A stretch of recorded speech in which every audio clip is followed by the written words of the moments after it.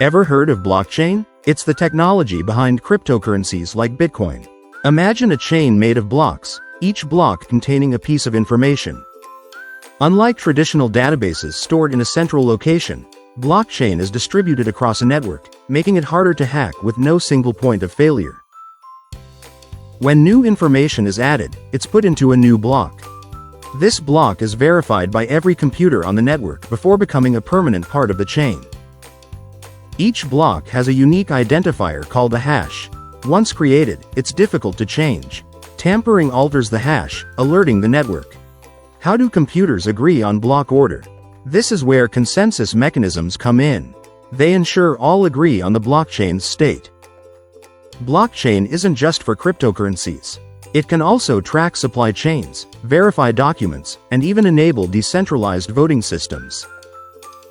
The applications of blockchain are endless. Imagine secure transactions for everything from buying houses to voting in elections. Blockchain. The future of trustless systems.